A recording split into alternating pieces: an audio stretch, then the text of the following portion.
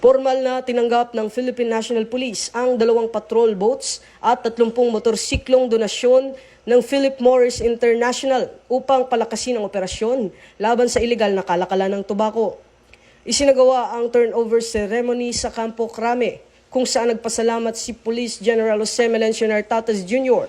sa ibinigay na suporta kasunod ng serye ng operasyon laban sa iligal na sigarilyo, kabilang ang pagsasalakay sa isang pabrika sa Mexico, Pampanga, kung saan nasamsam ang humigit kumulang 400 milyong halaga ng tobacco products at kagamitan. Ayon kay PNP Chief, mananatiling agresibo ang kampanya laban sa smuggling at iligal na produksyon ng sigarilyo, habang binigyan din naman ng PMI ang kahalagahan ng pagtutulungan ng pamahalaan at pribadong sektor sa paglaban sa illicit trade.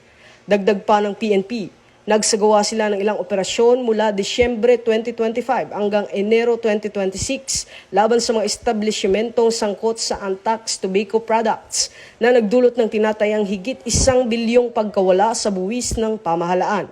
Ito ang bagong PNP para sa bagong Pilipinas. Serbisyong mabilis, tapat at nararamdaman.